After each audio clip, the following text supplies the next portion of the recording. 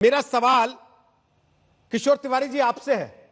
हर हर महादेव कब और क्यों बोला जाता है, किस परिस्थिति में, आप तो अच्छे से जानते होंगे ना, क्योंकि शिव सैनिक तो नारा लगाते हैं हर हर महादेव का शिवाजी के साथ।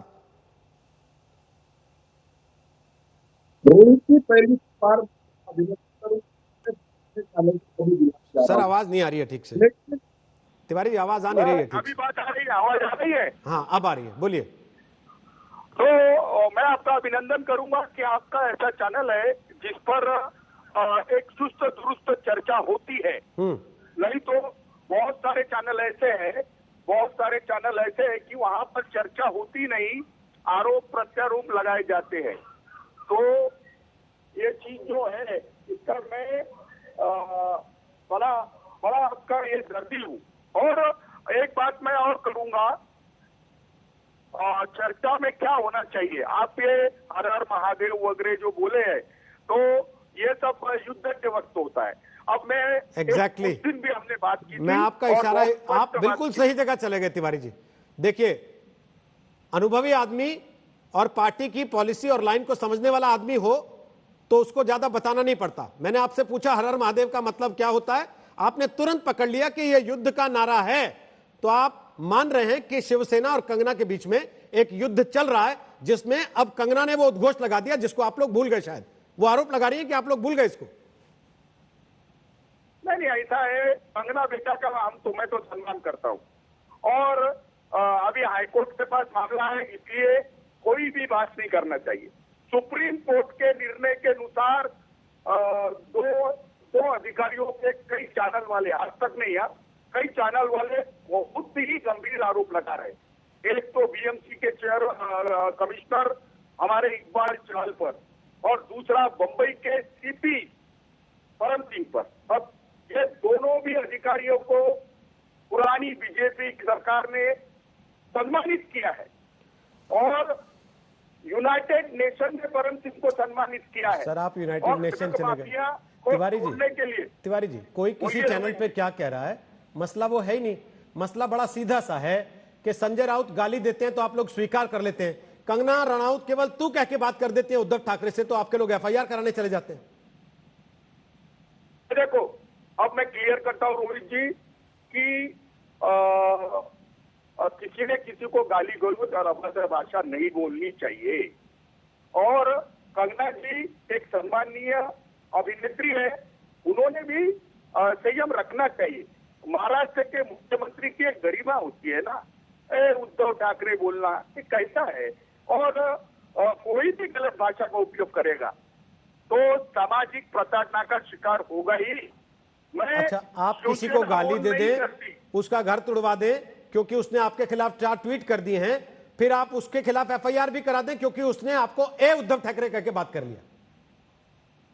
ऐसा नहीं है। देखिए सुप्रीम कोर्ट ने बोला है कि 24 घंटे में तोड़ डालिए।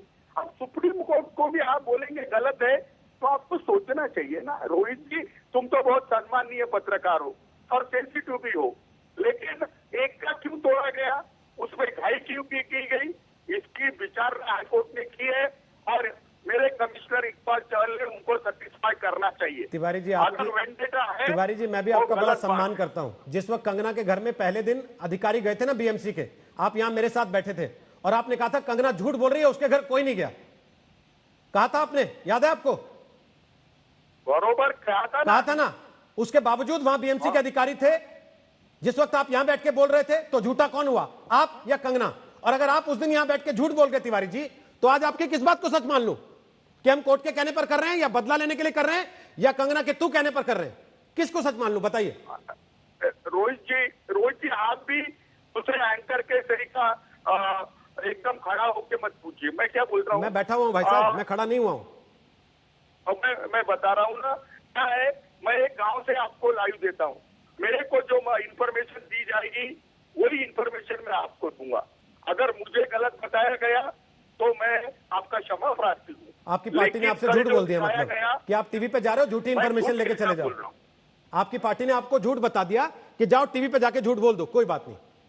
और आपने उनको पलट के पूछा कि मुझे झूठ क्यों बोला गया? अरे रोहित जी, देखो रोहित जी, आरोप पे आरोप लगा रहे हो। आरोप पे आरोप। तिवारी जी, आपने उस दिन बोला था तोड़ने के लिए, तिवारी जी, आरोप तो वो इन्वेस्टिगेशन किया, अगली सुबह तोड़ दिया कि नहीं सर? करके नोटिस दिया, अगली सुबह तोड़ दिया कि नहीं? नोटिस देने के बाद हुआ ना। अगली सुबह तोड़ दिया कि नहीं? 24 घंटे के नोटिस के बाद सुप्रीम कोर्ट ने बोला है तोड़ दो। अच्छा। तो सुप्रीम कोर्ट को आप गलत ठहरा रहे हो आपके चैनल पे आके। और ये सुप्रीम कोर्ट के आदेश का सम्मान किया गया है। ये किसने बोला कि कोई गाली दे दे आपका नेता, उसको तो आप बताओ। नहीं नहीं, इसका मतलब मराठी में कुछ और होता है, नॉटी गर्ल कहते हैं इस शब्द पे, नॉटी गर्ल है इसलिए ऐसा बोला। लेकिन वो आपको पसंद नहीं आया कि ए उद्धव ठाकरे कह दे या तूने मेरा घर तोड़ा कह दे, तो आप उस पर एफआईआर कराने चले जाओ। देखिए, कंगना जी एक अभिनेत्री है, सम्माननीय है, और उद्धव ठाकरे ये महाराष्ट्र के मुख्यमंत्री है, और उद्धव ठाकरे को ए उद्धव ठाकरे बोलना ये सारे महाराष्ट्र का अपमान है। आप तिवारी जी, ये राष्ट्रद्रोह भी है। आप तो राजनीतिक आदमी हैं, आप तो राजनीति करते हैं। जिस देश में रहते हैं उस देश के प्रधानमंत्री के लिए कैसे कैसे शब्दों का इस्तेमाल हुआ है आपको याद है? मैं याद दिलाऊं, कुछ समय पहले तक आप ही बैठ के डिफेंड करते थे उनकी तरफ से भी कि कैसी भाषा का इस्तेमाल हो रहा है पीएम के लिए, लेकिन कर रहे थे ना लोग। कितनी एफआईआर हुई, कितनी एफआईआर हुई, कितने लोग अंदर हुए उन शब्दों के इस्तेमाल के लिए? अरे कन्हैया पे हुई है ना भैया, सब पे हुई है, एफआईआर होते रहती है। भारत के पंतप्रधान का भी सम्मान होना चाहिए, महाराष्ट्र के मुख्यमंत्री का भी होना चाहिए, और हिमाचल प्रदेश के मुख्यमंत्री ने अभी बोला है, उनकी बातों को भी गंभीरता से लेना चाहिए। अब समझ लीजिए, बीजेपी शासित राज्यों में से आवाज आ रही है और बीजेपी राजनीति कर रही है, और शिवसेना उनसे दूर गई है करके उनकी नाराजगी है। तो शिवसेना बीजेपी का एजेंडा चला रही है। नहीं तो मैं अभी संबित पात्रा को लाऊंगा, उनसे पूछूंगा भाई आप कंगना को इस्तेमाल कर रहे हो क्या, लेकिन आपसे मैं ये पूछ रहा हूं, क्या बीजेपी अगर राजनीति कर रही है इस मामले में तो शिवसेना कौन सी भागवत कथा कर रही है? सर, शिवसेना के नेता पहले गाली देंगे, उसके बाद उसको जस्टिफाई करेंगे, उसके बाद सामना में हेडलाइन छाप देंगे, उखाड़ लिया ये लिखेंगे सर अखबार में, और फिर जस्टिफाई करेंगे बैठ के टीवी पर कि नहीं नहीं ये तो कोर्ट के कहने पर हुआ था। उखाड़ लिया का क्या मतलब है सर? जब अखबार लिख रहा है उखाड़ लिया, इसका क्या मतलब है बताइए किशोर जी आज? अरे एक अखबार, रोहित जी, क्या महाराष्ट्र सरकार होती? कुछ तो भी बोलते आप सर, वो एक अखबार नहीं है, आपकी पार्टी का मुखपत्र है। अरे भाई, शिवसेना ये सरकार नहीं है, सरकार में एग्जीक्यूटिव रहते हैं, और एग्जीक्यूटिव लोग राजनेता की बातें नहीं मानते हैं, कानून की बातें मानते हैं। सुप्रीम कोर्ट का आदेश है और बीएमसी के कमिश्नर ने हलफनामा दिया है कि कानून के तहत हुआ है। जब तक बॉम्बे हाईकोर्ट ना कहे कि आपने गलत किया है, उसके पहले कोई भी चैनल वाला उसको गलत साबित कर दे। अब बॉम्बे हाईकोर्ट ने कल क्या क्या कहा है तिवारी जी, आपको सुनना चाहिए। संबित पात्रा, बॉम्बे हाईकोर्ट ने कल क्या क्या कहा है जब इस मामले की सुनवाई हुई है और इस पर रोक लगाई गई है कि आगे तोड़फोड़ मत कीजिए, संबित पात्रा। और दूसरा सवाल मेरा आपसे यह कि क्या आप लोग मौका देखकर कूद पड़े हैं, क्योंकि शिवसेना अब आपके साथ नहीं है, तो आपको लग रहा है कंगना के जरिए शिवसेना पर बंदूक तान ली जाए? संबित, पहला सवाल आपका कि हाईकोर्ट ने क्या क्या कहा है। बाई चांस मैं वो सारे कागज लेके भी बैठा था और बताना चाहता था। Paragraph number 6, we find the above conduct of municipal corporation of Greater Mumbai highly deplorable, बहुत ही निंदनीय। उसके बाद उन्होंने क्या कहा है, paragraph number 5, the matter was called out at 12:30, however for first 10 minutes none appeared from the Maharashtra Corporation, Mumbai Corporation, despite notice being served on them by the petitioner advocate। 10 minute तक कोई आया ही नहीं। उसके बाद court कहती है कि जिस प्रकार से time waste, since the court was of the view that MCGM is trying to waste the time of the court, time waste करना चाहती है, and meantime anyhow demolish the premises, इसलिए कोर्ट कहती है कि हमने कहा तुरंत फोन करिए म्युनिसिपल कॉर्पोरेशन के कमिश्नर को, और कमिश्नर ने जानबूझ के अपना सेल फोन ऑफ कर रखा है। यहां पर पैराग्राफ नंबर 5 में, the court associate of insistence tried to call up the municipal commissioner whose cell phone was continuously switched off। बहुत सारी चीजें कही हैं। बड़ी बात यहां पर पैराग्राफ नंबर 4 में कहा गया है, the sketch shown in the notice is extremely unclear and the unauthorised works can not at all be seen in the sketch. जो स्केच के बारे में यह बताया जा रहा है उसमें कोई अनऑथराइज्ड कंस्ट्रक्शन नहीं देखा जा सकता है। और कंक्लूडिंग पैराग्राफ नंबर 9 में क्या कहते हैं, we cannot help but mention here that if the Municipal Corporation Greater Mumbai would act with similar swiftness, qua the numerous unauthorized constructions in the city would be a completely different place to live in. अगर इसी प्रकार तत्परता दिखाई होती मुंबई के municipal commissioner ने तो आज मुंबई का चित्र ही अलग होता। ये जस्टिस ने कहा है, ये कोर्ट ने कहा है। अब मैं विषय पे आता हूं। देखिए, आप इसे अन्यथा मत लीजिएगा। आज मैं जब ये सारा प्रकरण आपके चैनल पे देख रहा था, मुझे वो शोले पिक्चर और गब्बर सिंह याद आ गया। गब्बर सिंह वो जो बेल्ट निकाल करके चलता है और कहता है ना, कितने लोग थे, कितने लोग थे। वो कहते हैं बस एक महिला थी, एक महिला और तुम इतने लोग, और तुम वापस आ गए। क्या सोच रहे थे सरदार तुम्हें शाबाशी देगा? जाओ उसे गाली दो, उसे हरामखोर कहो, उसके घर को तोड़ दो, उसके दफ्तर को नेस्त नाबूद कर दो, उसके खिलाफ एफआईआर कर दो, उसके जबड़ा को तोड़ दो, उसको बचने लायक मत छोड़ो। हां, आज हम उस एक अकेली महिला के डिफेंस में उतर के आए हैं और मुझे लगता है यहां बैठे जितने भी व्यक्ति और जितने भी आपके व्यूअर्स सुन रहे होंगे वो सब उनके डिफेंस में उतर के आएंगे। एक महिला को आप एफआईआर करेंगे, उसको हरामखोर कहेंगे, उसको कहेंगे कि तुम्हारा पिता है तो अपने पिता को, अगर तुम्हारा कोई पिता है तो अपने पिता को लाके दिखा जरा मुंबई। तू मुंबई में नहीं आ सकती है, तू घुस के तो दिखा, तेरा जबड़ा तोड़ देंगे, तेरा घर तोड़ देंगे, तेरा दफ्तर तोड़ देंगे, कोर्ट में सुनवाई तक नहीं होने देंगे। ये क्या चल रहा है? ये गब्बर सिंह की सरकार चल रही है या शिवसेना की सरकार चल रही है? मैं अंत करूंगा एक छोटे से बहुत मैं भावभीनी एक कविता के साथ इसे अंत करता हूं। पात्रा जी, हरामखोर मतलब शिष्टाचार। मैं 10 सेकंड लूंगा, इसे अंत ही कर रहा हूं और ये करोड़ों लोग इसे देख रहे हैं। मैं 10 सेकंड में अंत करता हूं। हरामखोर मतलब शिष्टाचार, तू कहने पर एफआईआर। बाला साहब वीर पुरुष थे, सदा किया सब पर उपकार, हिंदू हृदय पर राज किया, नमन तुम्हें है बारंबार। उनके नाम पे सत्ता पाकर भूल गए तुम अपना आधार, जिनसे लड़ी सदा शिवसेना आज खड़ी है उनके ही द्वार। सुनो उद्धव, सुनो आदित्य, सुनो राहुल और शरद पवार, फिर गुंडा युग लौट रहा है, होगा मुंबई में हाहाकार। पूरा देश देखे नौटंकी, एक नारी पर अत्याचार, धमकी दी और ऑफिस तोड़ा, क्या इसको कहते हैं सरकार? हे मुमरा देवी सिद्धि विनायक, दया करो हे अपरंपार। हरामखोर मतलब शिष्टाचार, तू कहने पर एफआईआर, तू कहने पर एफआईआर। पात्रा जी, आजकल आप कविता करने लगे हैं डिबेट में आने से पहले। रोहित जी नहीं, ठीक है, आप एक नया, आ रहा हूँ रवि जी, आ रहा हूँ, बृजमोहन जी के पास जा रहा हूँ ना। पहले वो औपचारिक प्रवक्ता है पार्टी के, आप औपचारिक प्रवक्ता बन जाइए। सबसे पहला सवाल आपसे पूछ लूंगा। आप जब तक अनौपचारिक है सर, तो फिर अनौपचारिक की तरह चौथे नंबर पर वेट करना पड़ेगा थोड़ा सा, है ना सर? प्लीज, मैं जरा बृजमोहन जी के पास जा रहा हूँ। बृजमोहन जी, शरद पवार ने कल नाराजगी जता दी इस बात को लेकर कि कंगना रनौत के खिलाफ जिस तरीके की कार्रवाई की गई वो ठीक नहीं लगती। क्या सरकार में इस बात को लेकर मतभेद हैं कि शिवसेना ने असल में जल्दबाजी कर दी या ओवरडू कर दिया? रिएक्शन? देखिए, सरकार में किसी भी प्रकार का कोई भी विवाद या सरकार के लिए कोई ऐसी नाराजगी हमारी नेता के मन में या पार्टी के दीगर लोगों के मन में नहीं। ठीक। एक शरद पवार जी एक बहुत वरिष्ठतम राजनेता हैं और अभी महाराष्ट्र की तीनों पार्टियों में उनकी जो भूमिका है गाइड, फ्रेंड एंड फिलोसोफर के रूप में, वो हमेशा सचेत करते रहते हैं, बोलते रहते हैं, बताते रहते हैं। और निश्चित रूप से जब वो कोई बात कहते हैं तो उसके पीछे उनका एक गंभीर चिंतन होता है और उसके पीछे उनकी बहुत गहरी और पैनी राजनीतिक दृष्टि भी होती है। उन्होंने इस बात को जब कहा है तो आप निश्चित जानिए कि अब इस विवाद पे बात करने का, इसको और आगे बढ़ाने का कोई भी मंतव्य अब किसी का नहीं होना चाहिए।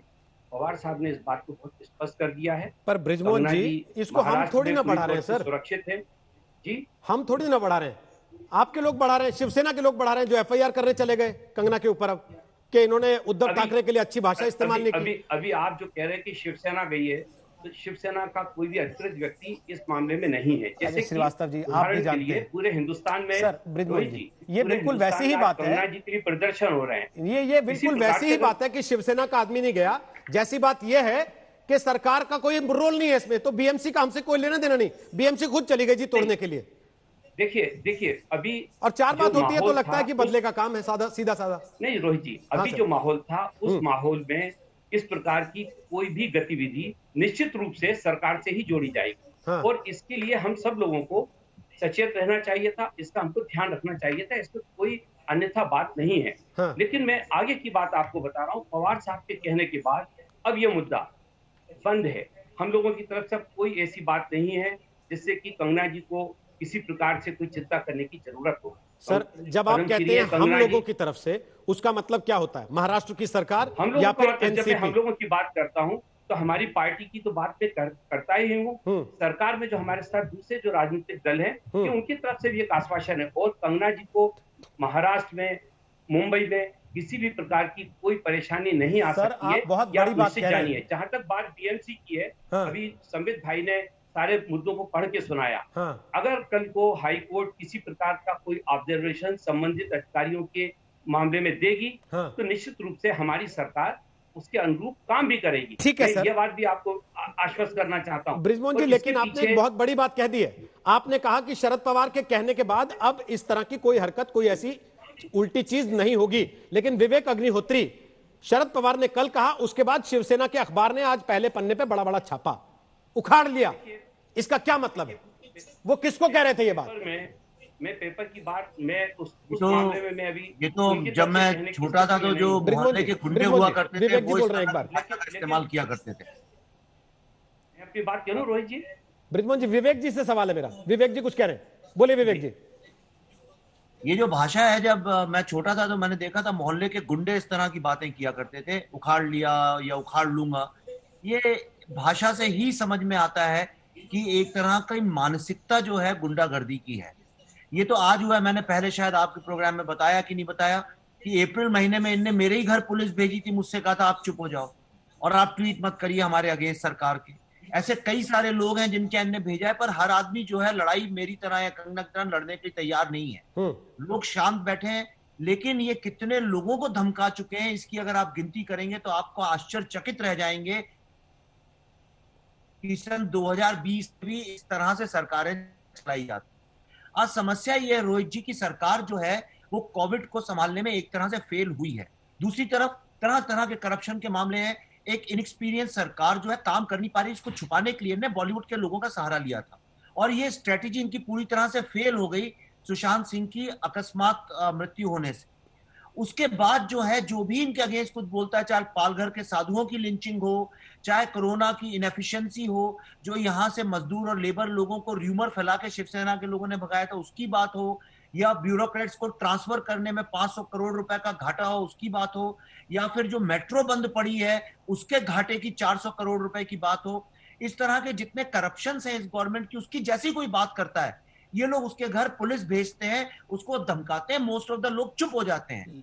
लेकिन हमारे जैसे लोग जब बोलते हैं तो ये धमकियां देते हैं। लेकिन विवेक जी, आपने कहा ये गुंडों की भाषा है जो इन्होंने अखबार में लिखी जी। ये तो पहले कंगना ने ट्वीट की थी, जो उखाड़ना है उखाड़ लो, मैं आ रही हूं 9 सितंबर को मुंबई। पहले कंगना ने कहा कि किसी के बाप की नहीं है मुंबई, उसके बाद संजय राउत बोले कि मराठियों के बाप की है मुंबई। तो ये जिक्र अगर गुंडों की भाषा से हो रहा है सर, तो इसकी शुरुआत तो उस तरफ से हुई जिसकी आप पैरवी कर रहे हैं। मैं बिल्कुल पैरवी नहीं कर रहा हूं, मैं ये कह रहा हूं सरकार क्या कंगना चला रही है कि वो चला रहे हैं। अगर एक क्लास में एक बच्चा अगर बदमाशी करता है तो टीचर क्या उसके ऊपर से चढ़ के करने लगेगा? अगर एक बच्चे ने समझिए क्रिकेट बैट से मारा और कहीं कांच टूट गया तो टीचर क्या जाके पूरे स्कूल को तोड़ देगा? कैसी बात कर रहे हैं रोहित जी आप? सरकार चलाने की जिम्मेदारी किसकी है? वो लोग गाली गलौज और मुझे आश्चर्य है इस तरह की बात ही क्यों हो रही है। क्या उनका मुकाबला कंगना के साथ है? ये तू मैं क्या एक सिटीजन के साथ करेंगे? आज मैं एक सिटीजन हूं, मैंने जब पालघर साधुओं की लिंचिंग के ऊपर सवाल उठाया और मैंने कहा इसमें एनसीपी के लोग इन्वॉल्व नहीं, अर्बन एक्सेल्स कर रहे हैं वहां पे, तो इन लोगों ने मेरे घर में भेज के डिप्टी कमिश्नर पुलिस से मेरे को धमकी दिलवाई। तो क्या सरकार ये काम करेगी? हमारा काम है क्रिटिसिज्म करने का, कि क्रिटिसिज्म करने वालों को गाली गलौज और लातों से उनको चुप कराने का काम है सरकार का। रोहित जी आप तो कम से कम ऐसी बात ना करिए। क्या हम लोग बराबर हैं? वो राजा है, हम रंक हैं। वो राजा है, हम प्रजा हैं। हमारा काम है ये हमको शोभा देता है ये बातें बोलना, उनको नहीं देता है। ये संजय राउत जी वही है जिनने कहा था हम कानून को नहीं मानते, हम वही करेंगे जो हमारा दिल कहेगा। ये वही संजय राउत है जिनने कहा हम डॉक्टरों का नहीं मानते क्योंकि डॉक्टरों को कुछ नहीं आता, हम कंपाउंडर की बात मानते हैं। ये वो सरकार है। इन लोगों ने नॉर्थ से आने वाले लोगों को मार पीट के भगाया है। मैं 25 केसेस बता सकता हूं जिनमें आप जैसे जर्नलिस्ट लोगों के ऑफिस में जाके पिछले 3 महीने में उनका तोड़फोड़ की है, उनको चुप कराया, डराया, धमकाया, पुलिस को यूज किया है, ये शोभा देता है सरकार को करना? आप बताइए रोहित जी, आप तो इतने, मैं आपकी इतनी इज्जत करता हूं, आप one of the rarest gem of journalist है, आप बताइए क्या सही है ये सवाल विवेक जी हमने कल उठाया, और रवि जी कल भी मैंने आपसे यही सवाल पूछा था, आज दोबारा पूछ रहा हूं। विवेक जी ने जिसका जिक्र कर दिया है कि क्या एक सिटीजन से लड़ना सरकारों को शोभा देता है? आप खुद गाली देंगे उसको, फिर उसको जस्टिफाई करेंगे, और क्योंकि उसकी भाषा आपको पसंद नहीं आई तो आप एफआईआर कर देंगे। रवि जी बोलिए। ये मित्र भी कह रहे थे कि क्लास का बच्चा अगर बोलेगा तो आप क्या उसको सजा देंगे? तो क्लास के बच्चे को वाई सिक्योरिटी मिलती है क्या? कौन देता है वाई सिक्योरिटी क्लास के बच्चे को? विवेक अग्निहोत्री, जरा सोच के देखो। आप ये राजनीति हो रही है, पूरी फुल फ्लेज राजनीति हो रही है, और इसको भुलाने की कोशिश की जा रही है।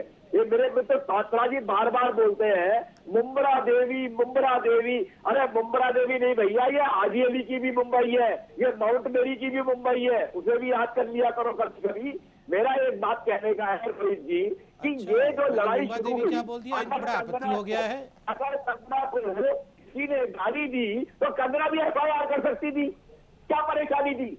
गाली के बदले में गाली, और गाली के बदले में मुंबई पाकिस्तान। अरे यार, अगर कोई आम आदमी मुंबई को पाकिस्तान बोल देता तो जब बैठे बीजेपी वाले फर्जी आराम कर देते।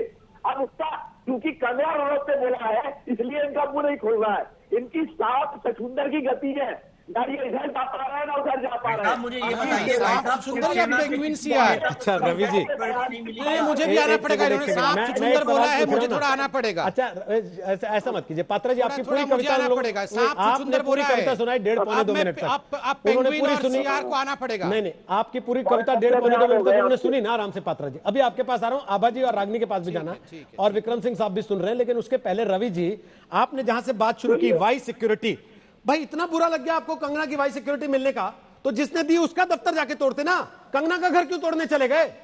आप फेल हुए सिक्योरिटी देने में, आपने धमकी दी इसलिए सिक्योरिटी लेनी पड़ी ना उसे कहीं से।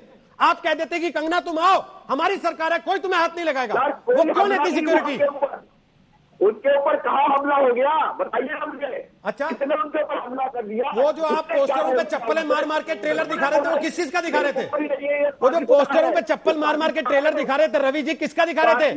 और शिवसेना के बारे में क्या लोगों को पता नहीं है? पहले क्या लोग जानते नहीं है? क्यों आ गई पाकिस्तान? लौट के क्यों आ गई ना? अभी पाकिस्तान किसने बुलाया था? पीओके पाकिस्तान में है रवि जी, बहुत बड़े पत्रकार हैं आप तो। पीओके पाकिस्तान में है, इनकी पीओके पर तो भारत की सरकार कहती है, भारत देश कहता है, भारत की संसद कहती है कि वो भारत का हिस्सा है। पीओके वो पाकिस्तान को कह रहे हैं, जाके दिखाए ना।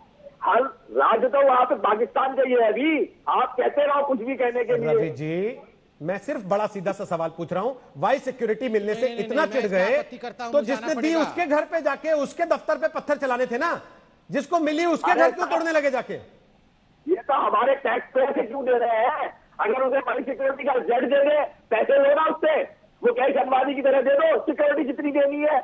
हमारे टैक्स पेयर के पैसे से क्यों दे रहे हो भाई? अच्छा सवाल ठीक है। सरकार से। संबित पात्रा भाई, वो रवि जी कह रहे हैं मेरे पैसे से क्यों दे रहे हैं सिक्योरिटी, इनको जवाब दीजिए। उसके बाद आभा सिंह आपके पास आ रहा हूं और रागनी जी आपके पास आ रहा हूं, फटाफट से। किशोर जी थोड़ा सा वेट कीजिएगा, आपके पास भी आ रहा हूं। देखिए छोटे से सवाल का जवाब दे दूं कसाब को इन्हीं रवि जी, एक विवेक जी थोड़ा सा रुकिएगा, संबित बोलने फिर आपसे पूछ लेता हूं, थोड़ा वेट करिएगा। बोलिए संबित। जब कसाब को इन्हीं के पैसे से बिरयानी खिलाया जाता था तो एक दिन तो इन्होंने नहीं कहा कसाब को बिरयानी मत खिलाओ मेरे पैसे से? याकूब मेमन का जब इन्हीं के ये फिर शुरू हो गए बीच में, देखिए। अरे भाई नहीं, एक सेकंड जरा इनको कहिए, जरा शांत हो जाए। रवि मैं बीच में नहीं चिल्लाऊंगा। रवि जी देखिए, रोहित भाई मुझे कहा था वेट करने के लिए, मैंने वेट किया, आपके बीच में बोले मैंने टोका था, वेट किया। आप भी सुन लीजिए ना, बेचैन क्यों ना, बोलिए संबित। मैंने वेट किया, हाँ बोलिए। देखिए इनका कहना है कि सिक्योरिटी, एक महिला को आपने जूते चप्पल से मारने की, जबड़े तोड़ने की धमकी दी और आप चाहते हैं कि उनको सुरक्षा भी ना मिले। कसाब को जब बिरयानी खिलाया जा रहा था, याकूब मेमन को जब सुरक्षा दी जा रही थी, याकूब मेमन के लिए दौड़ के जाके 3 बजे आप वहां गेट खुलवा रहे थे सुप्रीम कोर्ट का। और कंगना रनावत इतनी गई गुजरी हो गई है कि याकूब मेमन के साथ आप खड़े हो सकते हैं, कंगना रनावत को सिक्योरिटी नहीं मिलनी चाहिए, नंबर 1। नंबर 2, इन्होंने हमें सांप छुछुंदर कहा। मैं कहता हूं पेंगुइन के बारे में हम बात करते हैं, ये सीआर क्यों इतना भड़कता है? मैं इन्हें पेंगुइन सीआर कहूंगा। इन्होंने कहा हम सांप छुछुंदर हैं, मैं कहता हूं ये पेंगुइन सीआर है, पेंगुइन सीआर। हम पेंगुइन की बात करते हैं और सीआर आके माऊ माऊ करता है। बैठिए बैठिए बैठिए, फिर देखिए, फिर मैं पेंगुइन के बारे में बोलूंगा, सीआर चिल्लाएगा। मैं पेंगुइन के बारे में बोलूंगा और सीआर यहाँ नहीं, सीआर यहाँ चिल्लाएगा। सीआर बिल्कुल बिल्कुल चिल्लाना नहीं है, शांति से सुनिए। ये देखिए, ये ऐसे क्यों हो रहे हैं रोहित भाई, ये ऐसे क्यों हो रहे हैं रोहित भाई? मैं शांति से सुन रहा था ना रोहित भाई, मैं कंप्लीट कर लूं प्लीज, मैं चिल्लाना नहीं चाहता हूं, मैं 10 सेकंड में कंप्लीट। रोहित भाई यहाँ एक सेकंड, रोहित भाई प्लीज प्लीज प्लीज, रोहित भाई प्लीज। मैं तो देख रहा हूँ, केवल सुन रहा हूँ। भाई मैं प्लीज नहीं चाहता हूँ कि इस प्रकार की डिबेट। पेंगुइन कौन है? 10 सेकंड में कंप्लीट कर। आप दोनों के पेंगुइन कौन है, उनके सीधे सीधे नाम ले लीजिए ना। हिम्मत है तो नाम लेके बताओ ना। 10 सेकंड तो दीजिए, नाम कैसे लूंगा? नाम लो ना, डरते क्यों हो? बताता हूं भैया। रवि जी सुनिए तो सही, तब मैं बोलूंगा सुनिए पेंगुइन तो, कौन है। चुप होंगे तभी तो बोलेगा कोई दूसरा आदमी। एक एक करके बोलिए ना, कोई रोक थोड़ी रहा है। विवेक जी उसके बाद आ रहा हूं, बोलिए फटाफट। संबित पात्रा, आबाजी भी वेट कर रही है, जल्दी। पेंगुइन कौन है? आबाजी समझ रहा हूं मैं, रोहित जी मैं जान रहा हूं आप बोलना चाह रही है। थोड़ा सा रुकते बस, संबित पूरा कीजिए। रोहित जी सिर्फ 20 सेकंड दीजिए, मैं कंप्लीट कर रहा हूं। नहीं बिल्कुल आबाजी, आपका पक्ष लूंगा, पक्का मेरा वादा है। आप लोग को काम करने नहीं आबाजी, पक्का आपके पास ही आ रहा। बोलिए संबित पूरा कीजिए फटाफट। पेंगुइन कौन है? सिर्फ 20, आभाजी आपकी अनुमति से सिर्फ 20 सेकंड। नंबर, पेंगुइन वो हैं जो डीप फ्रीजर में छुपे हुए हैं, जो एंटार्क्टिक में बैठे हुए हैं और सोच रहे हैं उनको ना कोई सीबीआई पकड़ पाएगी, ना उनको दुनिया देख रही है। ये छुपके रहने से फ्रीजर के अंदर दिखता है सबको पता है कौन पेंगुइन है। दूसरी बात, एक बहुत इंटरेस्टिंग चीज हुई आपकी डिबेट में जो आपने देखा नहीं, यहाँ एनसीपी, एक सेकंड, यहाँ एनसीपी, यहाँ मैं कैसे कंप्लीट करूं रोहित भाई? एनसीपी के प्रवक्ता ने एक बहुत बड़ी बात कही जिसको कि आपने नजरअंदाज किया। एनसीपी के प्रवक्ता ने कहा है अब शरद पवार जी ने यहां समझा दिया है शिवसेना को कि नहीं ऐसा नहीं करना है, गलत काम नहीं करना है। मतलब शेर अब शेरू बन गया है। ये शेर शरद पवार जी का शेरू कब से बना है, जरा इसका भी उत्तर दिया जाए। मतलब शरद पवार जी ने बोल दिया है अब ऐसा नहीं करना है, ये गलत है, तो ये शेर शरद पवार जी का शेरू कब से बना है, इसका उत्तर दिया जाए। ठीक है, ब्रिजमोहन जी कह रहे हैं मैंने ऐसा नहीं बोला। ब्रिजमोहन जी कह रहे हैं मैंने ऐसा नहीं बोला। तो ब्रिजमोहन जी ने मेरे को मिसकोट कर ब्रिजमोहन जी कैसा बोला था? अब शरद पवार जी ने समझा दिया है कि अब ऐसा नहीं करना है। अब शब्द नहीं लगाया। आपने सुना है ब्रिजमोहन जी ने क्या बोला है? रोहित जी, मैंने ये कहा तो ब्रिजमोहन जी, शरद पवार जी इन तीनों पार्टियों में गाइड, फ्रेंड एंड फिलोसोफर की भूमिका में हैं और वो लगातार समय समय पर अपनी बातें बताते हैं और सचेत करते रहते हैं। ये मैंने कहा। तो उन्होंने सचेत कर दिया, लगाया तो उन्होंने सचेत कर दिया। पहले दिन से हैं, वो पहले दिन से हैं। जिस दिन से सरकार का गठन हुआ है उस समय से उनकी भूमिका गाइड, फ्रेंड और फिलोसोफर की है। ये बात संबित जी जानते हैं। ओके, विवेक जी के पास जाऊं उसके पहले आभा सिंह, आप किसके साथ हैं? कंगना रनौत के साथ हैं या संजय राउत के साथ हैं? आभा सिंह, एक तो पहली बात होती है, अगर जब समय दे रहे हैं आधे घंटे बाद तो 5 मिनट या 3 मिनट, कोई बात नहीं, बिल्कुल। और पहला सवाल मैं इतनी देर से सबको सुन रही थी, मैं संबित पात्रा से एक सवाल पूछूंगी।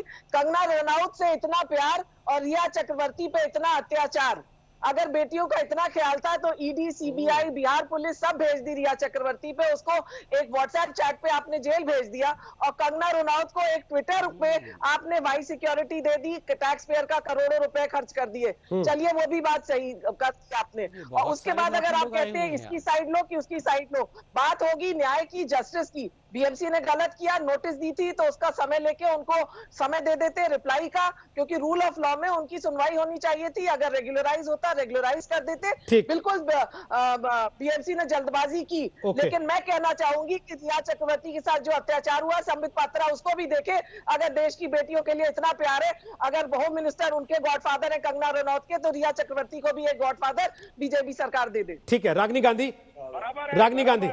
गांधी, आप संजय राउत के साथ हैं कि कंगना रनौत के साथ हैं? विवेक जी आ रहा हूं उसके बाद आपके। जी, मैं कंगना रनौत के कतई साथ नहीं हूँ, और मैं यहाँ पर कंगना रनौत का पूरी तरह से विरोध करना चाहूंगी। और स्पेशली जो मैं आपसे कहना चाहूंगी, इस चैनल के माध्यम से देश की जनता को संदेश देना चाहूंगी कि जो हम कंपेयर कर रहे हैं, एक राजनीतिक रंग दिया जा रहा है इसको, कि कंगना रनौत को रानी लक्ष्मीबाई से कंपेयर किया जा रहा है। जबकि आप एक बात समझने की कोशिश कीजिए कि रियल लाइफ में रानी लक्ष्मीबाई होना और पर्दे पर रानी लक्ष्मीबाई का किरदार निभाना, दोनों में बहुत ज्यादा डिफरेंस है। रानी लक्ष्मीबाई एक पतित पावन स्त्री थी जिन्होंने देश के लिए अपने प्राणों को न्यौछावर कर दिया था, अपना सर्वस्व न्यौछावर कर दिया था। और एक कंगना रनौत जो कि अंग प्रदर्शन करती है, गौ माता का मांस खाती है, अंट शंट अभद्र भाषा का प्रयोग करती है, इसे तो महिला कहलाने का भी हक नहीं है। अच्छा। हम इसे किस हद से जो है रानी लक्ष्मीबाई जी से कंपेयर कर रहे हैं इन्हें, और अगर हम इसे कंपेयर करते भी हैं तो ये वीर शिरोमणि रानी लक्ष्मीबाई जी की सरासर अवमानना होगी। मैं 4 लाइनें जरा प्रस्तुत करना चाहती हूँ, अगर आपको याद हो तो सुभद्रा कुमारी चौहान जी की। सुनाइए फटाफट। जी जी बिल्कुल लिख कर लाई हूँ, बिल्कुल लिख कर लाई हूँ। सिंहासन हिल उठे, सिंहासन हिल उठे, राजवंशों ने भक्ति तानी थी, बूढ़े भारत में भर गई फिर से नई जुबानी थी, गुम हुई आजादी की कीमत सबने पहचानी थी, गुमी हुई आजादी की कीमत सबने पहचानी थी, फिरंगियों को दूर करने की सबने ठानी थी, और सन 57 में जो चमकी वो तलवार पुरानी थी, और बुंदेले हरवोलों के मुंह हमने सुनी कहानी थी, और खूब लड़ी मर्दानी वो तो झांसी वाली रानी थी। बहुत बढ़िया, आपने ये कविता याद दिलाई। कविता बहुत राजनीतिक, बहुत बढ़िया रागनी जी। खूब लड़ी मर्दानी वो झांसी वाली रानी थी, लेकिन विवेक अग्निहोत्री आप लोग तो झांसी वाली रानी नहीं है। हाँ बिल्कुल बिल्कुल बिल्कुल। आबाजी विवेक जी के पास जा रहा हूँ। विवेक जी ये झांसी वाली रानी को याद कर रहे हैं और वहाँ लोग मनाली वाली रानी कह रहे हैं। विवेक अग्निहोत्री बोलिए अपनी बात। ये कतई झांसी वाली रानी ठीक, ओके। अब विवेक जी को सुनते हैं ना। रागनी जी पूरी कविता सुन ली आपकी, अब तो विवेक जी को सुनते हैं। विवेक जी बोलिए। आ रहा हूं किशोर जी, बोलिए विवेक जी। विवेक अग्निहोत्री आवाज आ रही मेरी? जब तक आवाज आए हम भी है। हाँ बोलिए ना किशोर जी, बोलिए क्या कहना चाहते हैं। सारा तो जवाबदेही आपकी है, आप तो मजा ले रहे हैं केवल सबके बीच में बैठ के, जबकि होनी चाहिए जवाबदेही आपकी। सरकार आप चला रहे हैं, FIR आप करा रहे हैं। हाँ बोलिए ना। अरे क्या है, ब्रिजमोहन सिंह ने बोल दिया है और आबाजी ने भी बोला है। देखिए दीपिका पादुकोण से जब पर्दा हुआ तो बीजेपी चुप बैठी थी। पानीपत पे जब बंदी आई जो कि हमारे मराठी मानुस ने बनाया था, तब ये चुप बैठे थे। अब ये कंगना रनावत में कूद जा रहे हैं क्योंकि बिहार का चुनाव है, और कसाब आ जाता है, याकूब मेनन आ जाता है, और ये जो विवेक आ रहे हैं ना, ये सरकार पर बड़े बड़े आरोप लगाती है। ओके। अब 500 करोड़ बदलियों में हो गए। अब उनका एक आरोप है कि पालघर का, अरे पालघर में तो बीजेपी के पदाधिकारी मिले। क्या है, आप किसी नेशनल टीवी पे आते हो ना, क्या बोल रहे हैं? बीजेपी के पदाधिकारी पालघर में मिले? किसने कहा? ऐसी बात ना करे, ऐसे भद्दे बातें ना करे। और अभी विवेक जी है नहीं किशोर जी, नहीं तो आपको जवाब में दिलवाता पक्का उनसे कि उन्होंने ऐसे आरोप क्यों लगवाए। मैं थोड़ा सा रोक रहा हूं आप लोगों को। हमारे साथ इस वक्त जयराम ठाकुर आ गए हैं जो कि हिमाचल प्रदेश के मुख्यमंत्री हैं, वो लाइव हैं हमारे साथ। जयराम जी स्वागत है आपका आज तक पर। कंगना को आप सुरक्षा देने वाले थे, उसके पहले केंद्र की सरकार ने उनको वाइस सिक्योरिटी दे दी, लेकिन अब जो कुछ चल रहा है उस पर आप क्या कहते हैं? देखिए जो भी चल रहा है ये दुर्भाग्यपूर्ण है, और हिमाचल प्रदेश की भावनाएं जो है निश्चित रूप से इसमें आहत हुई हैं। एक बेटी जिसने हिमाचल प्रदेश का नाम रोशन किया है, फिल्म जगत में बहुत अच्छा काम किया है, उन्होंने अपनी भावनाएं व्यक्त की, अभिव्यक्ति की इजाजत तो सबको है, और उस दृष्टि से मुझे लगता है कि इस विषय को इस स्तर पर ले जाना, ऐसे इस तरह से इस सारे विषय को देखना वो उचित नहीं लग रहा था, वाजिब नहीं लग रहा था। ऐसी परिस्थिति में पूरे हिमाचल प्रदेश में जन भावनाएं जो है उसी रूप में है जिस प्रकार से पूरे देश भर में सब लोग जो है इस वक्त कंगना रनावत के पक्ष में खड़े होते दिख रहे हैं, चाहे वो सोशल मीडिया है, चाहे इलेक्ट्रॉनिक मीडिया है, सब जगह इस बात को कि महाराष्ट्र की सरकार ने गलत तरीके से सारे मामले को लिया है, इसको इस तरह से करने की आवश्यकता बिल्कुल भी नहीं। लेकिन बहुत सारे लोग कह रहे हैं कि कंगना रनावत लगातार उकसा रही थी और अब भी उकसा रही है क्योंकि उसके पीछे बीजेपी का हाथ है। क्या आप मानते हैं इस बात? बिल्कुल भी। देखिए ऐसे है कि आज तो पूरे देश का बहुत बड़ा वर्ग जो है, जो इस सारे विषय को लेकर के अपनी अभिव्यक्ति जिस रूप में कर रहा है, वो वर्ग जो है आज कंगना के साथ दिख रहा है। जब शुरू के दौर में ऐसी परिस्थिति नहीं थी, जब उनने सीधी से अपनी कुछ अभिव्यक्ति की और उस अभिव्यक्ति पर महाराष्ट्र के एक वरिष्ठ मंत्री ने बहुत तीखी टिप्पणी की। ऐसा लगता था कि महाराष्ट्र में सब लोग दुनिया के देश के जो है वो जा नहीं सकते हैं, रह नहीं सकते हैं, काम नहीं कर सकते हैं, वहां पर जो है वो इजाजत लेकर के जाने की आवश्यकता है। इस प्रकार से उनने जो है उनकी जो धमकी भरी जो आवाज थी, जो बात थी, उसके प्रति स्वाभाविक रूप से उनका रिएक्शन था, और उस रिएक्शन के चलते आज परिस्थिति कहां से किस प्रकार से आगे बढ़ी। आपने खुद देखा होगा कि उस हिमाचल की बेटी का अपना छोटा सा आशियाना वहां पर मुंबई में जहां वो काम करती थी, उनका ऑफिस वो तोड़ दिया गया। लाखों की तादाद में गैर तरीके से वहां पर, गलत तरीके से वहां पर जो है कंस्ट्रक्शन हुई पड़ी है, लेकिन एक ही नाम के साथ जुड़ा हुआ वो विषय क्यों चुना गया? ठाकुर साहब, हिमाचल में भी बहुत सारे ऐसे अवैध कंस्ट्रक्शंस होंगे जिन पे सरकार की नजर जाती होगी और सरकार के ऊपर दबाव रहता होगा कि इन पे कार्रवाई की जाए, और मौका आने पे सरकार जब तक करती भी होगी कार्रवाई फिर उगाते होंगे। लेकिन आप ऐसे कोई बड़े कद की वीवीआईपी किसी और राज्य की बेटी के आशियाने पर अपने यहां कार्रवाई कर देंगे कानून के तहत, तो आप भी तो जस्टिफिकेशन देंगे ना कि कानून ने कहा, नियम है, उसका उल्लंघन था इसलिए हम कार्रवाई कर रहे हैं। क्या आपको लगता है कि प्रेस कॉन्फ्रेंस करने के बजाय आप अगर वाकई हिमाचल की बेटी के तौर पे उनके साथ खड़े हैं तो आप उद्धव ठाकरे से फोन करके बात कर लें?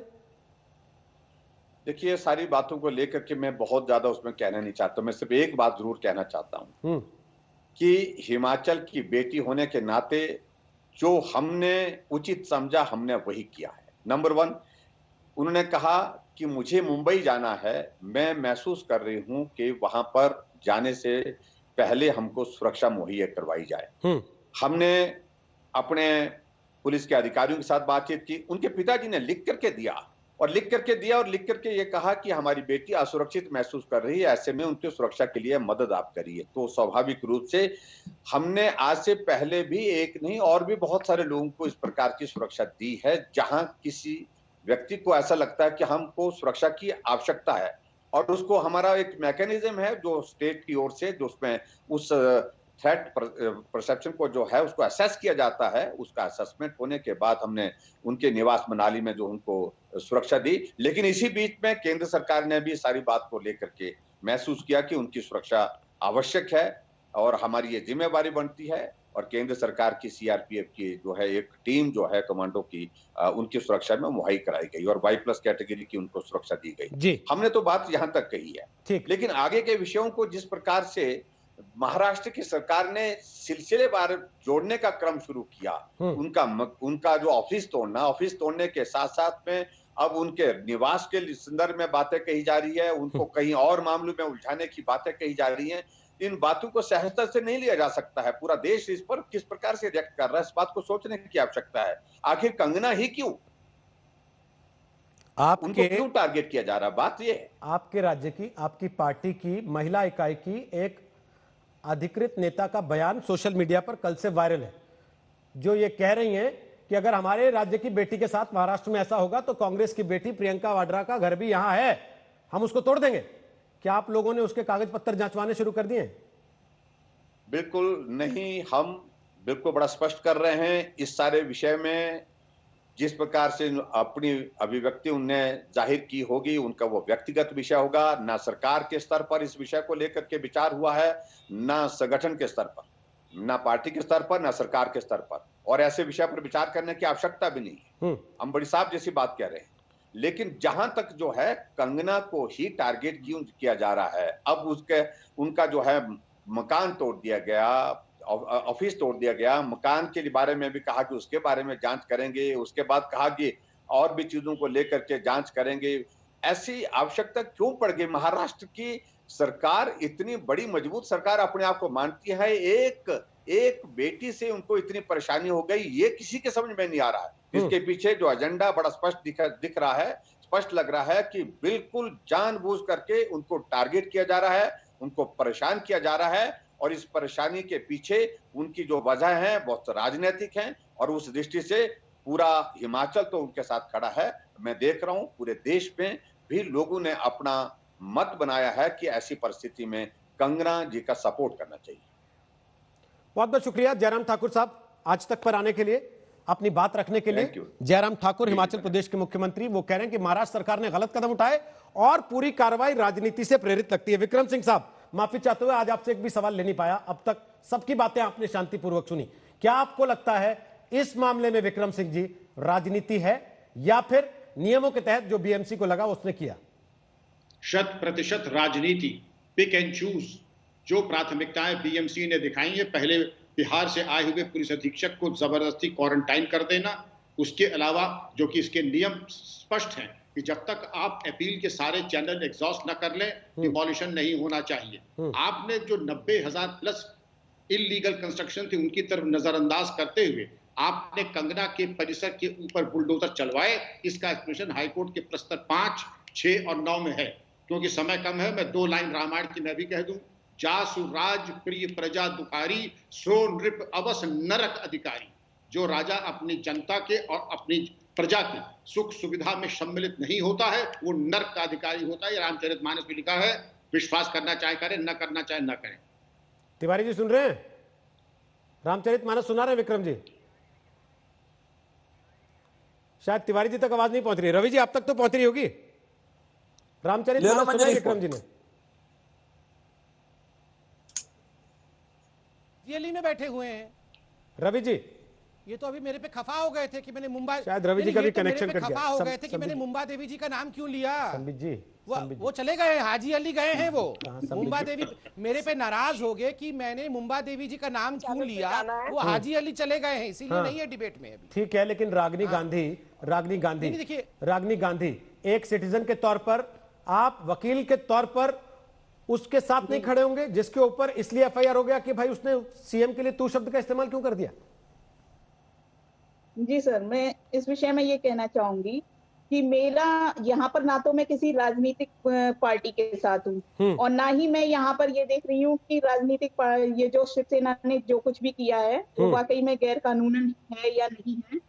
मेरा केवल और केवल जो है वो जो भाजपा इसको राजनीतिक रंग देने की कोशिश कर रही है और राजनीतिक रोटियां सेकने की कोशिश कर रही है, तो मैं केवल उतना ही कहना चाहूंगी कि मेरा विरोध केवल इतना है कि आप किसी को रियल हीरो से कंपेयर ना करें। आप हीरोइन हैं, ठीक है, मतलब आपको केवल ये बुरा लग रहा है कि उनको झांसी की रानी क्यों कहा जा रहा है, वरना उनके साथ जो हो रहा है आपको लगता है गलत हो रहा है? भावनाओं को आहत ना करें आप, हमारी भावनाओं को आपको लगता है उनके साथ जो हो रहा है गलत हो रहा है? आपको लगता है उनके साथ जो हो रहा है गलत हो रहा है? ऐसा कुछ नहीं है। ताली एक हाथ से नहीं बजती है, दोनों हाथों से बजती है। कुछ आपने भी कहा है, कुछ उन्होंने भी कहा है, दोनों तरफ से ताली बजी है। ऐसा नहीं है कि कंगना जी पूरी तरह से करने पे घर तोड़ने की पक्षधर हैं। ट्वीट कर दें तो कोई घर तोड़ सकता है, आप इसका पक्ष लेती हैं? नहीं, ऐसा मैंने नहीं कहा है, ना मैं इसका समर्थन करती हूँ। मैं कानून की रक्षक हूँ और कानून की मैं विद हूँ, मैं कानून तो ऐसा मैं नहीं करना चाहूंगी। संबित पात्रा, कहां तक जाएगा ये मामला? देखिए अभी थोड़ी देर नहीं, ये मामला देखिए, आज सामना ने लिखा है कि उखाड़ दिया। मैं कहता हूं कहां तक जाएगा ये मामला? उखड़ गया। शिवसेना की जो रही सही इज्जत थी, जो आबरू थी, वो उखड़ गई है, वो बची नहीं, और ये शिवसेना भी जानती है। और मुझे इस बात की तकलीफ है। मैं गांधी, यहाँ जो मैडम गांधी बैठी है उनका सम्मान तो करता हूं, मगर उन्होंने जो कहा कि पतिव्रता होना चाहिए एक महिला को और अंग प्रदर्शन, हाथ इत्यादि दिखाने नहीं चाहिए, मुझे लगता है इस प्रकार के रूढ़िवाद के साथ आप महिला की इज्जत को मिला नहीं सकते हैं। Just because Kangana is a movie actress, ये कहना कि वो रिस्पेक्ट डिजर्व नहीं करती है क्योंकि वो पतिव्रता नहीं है या वो अंग प्रदर्शन करती है, मुझे लगता है बिल्कुल नेशनल टेलीविजन में इस प्रकार की बातों को शोभा नहीं देता है। वो एक रेस्पेक्टेड, वो एक शब्दों को घुमाए नहीं, पति पावन, अरे पति पावन, पति प्रव्रता, जो भी है, पति पावन क्या होता है? आप एक इंडिपेंडेंट महिला है, पति पावन सर, पति पावन सीताराम। अच्छा, पतित पावन, पतिव्रता। नो, अच्छा, सर, पतित पावन, पतित पावन, अच्छा, पतित पावन आपने कहा। आपको कैसे पता कि वो पतित पावन नहीं है? आपको कैसे पता? और ये अंग प्रदर्शन कहाँ से आ गया? अंग प्रदर्शन करेंगे तो घर का डेमोलिशन हो जाएगा। अंग प्रदर्शन कहाँ से आ गया इसमें? आप कपड़े, आप अलग तरीके के कपड़े पहनेंगे तो आपका घर का डेमोलिशन हो जाएगा। ये क्या मतलब किस प्रकार का डिबेट चल रहा है? और आप लोग ये जो कैंडल गैंग वाले हैं, ये जो सहिष्णुता वाले हैं, ये अवार्ड वापसी वाले हैं, ये आपका डेफिनेशन है। मैडम देखिए, मैं तो आपको शांति से सुन रहा था, मैं तो आपके बीच में बोल नहीं रहा था, मैंने सुन लिया। तो अब आपने मेरे शब्दों को घुमाया ना सर, इसलिए मुझे बोलना पड़ा बीच में, माफी चाहूंगा। चलिए, मुझे लगा आपने पति कहा था, इसलिए चलिए अब विषय पे आते हैं। रोहित जी, यही टॉलरेंस है, यही वो कैंडल गैंग का जो सहिष्णुता की बात करते हैं, यही है वो सहिष्णुता। कहाँ है वो स्वरा भास्कर और सारे प्लेकार्ड वाले? अभी तक और किसी के साथ, आप सोचिए अगर स्वरा भास्कर के साथ ये हो गया होता तो ये सारे अभी प्लेकार्ड लेके खड़े हो जाते, सारे प्लेकार्ड लेके, no, Turkey is safe, India is not safe, we are all going to Turkey, ये सारे टर्की चले जाते। कहां है सारे? अब किसी को नहीं लग रहा है कि खतरा हो रहा है। जब आमिर खान ने, नसरुद्दीन शाह ने कहा था कि हमें तो भारत में बड़ा डर लगता है, हम भारत में बिल्कुल सुरक्षित नहीं है, तब कुछ नहीं प्रॉब्लम था। जब राहुल गांधी ने हिंदुस्तान को सीरिया के साथ कंपेयर कर दिया, तब इस शिवसेना को कोई प्रॉब्लम नहीं लेकिन थी। जब राहुल गांधी ने कहा India is rape capital of the world, तब कोई प्रॉब्लम नहीं थी। ठीक है, अब सारी प्रॉब्लम हो गई इनको। ओके। और देखिए कंगना रनावत ने क्या झूठ कहा है। कंगना रनावत अगर किसी सच्चाई के लिए लड़ रही है, ड्रग माफिया के खिलाफ लड़ रही है, तो whole country should be with her. हम सबको खड़ा होना चाहिए। अकेली औरत लड़ रही है, हमें इतनी हिम्मत नहीं है हम सब खड़े हो सके हिम्मत के साथ। लड़ रही है सर, लेकिन शिवसेना तो कह रही है कि बीजेपी पीछे खड़ी है उसके, इसलिए वो लड़ रही है। विक्रम सिंह जी, अगर वो कहेंगी शिवसेना नहीं अब ये सोनिया सेना हो गई है, तो ये आरोप तो लगेगा ना कि बीजेपी की भाषा बोल रही है। बेशक राजनीति से ऊपर उठ के केवल वो अपने काम में अगर प्रोफेशनल होती, केवल एक्टिंग की बात करती और एक्टिंग से संबंधित अपनी बातों को करती, लेकिन जहां कहीं राजनीति का तड़का जब लग जाता है तो एक नया आयाम समस्या को मिल जाता है। मेरा सबको परामर्श होगा, राजनीतिक व्यक्ति हमारे बड़े प्रबुद्ध हैं, राजनीति का काम उन पे छोड़ दें और जो जिसका काम है, पुलिस अपना काम करे, बीएमसी अपना काम करे, एक्टर्स एक्ट्रेसेस अपना काम करें। राजनीति का मोहरा बनेंगे तो नुकसान उठाएंगे। ठीक, बहुत बहुत शुक्रिया। तो आज हमने सवाल पूछा था, क्या उद्धव पर कंगना का सीधा हमला राजनीतिक है? जो जवाब हमें मिले 52% लोगों को लगता है हाँ, 48% को लगता है कि नहीं, ये राजनीतिक नहीं।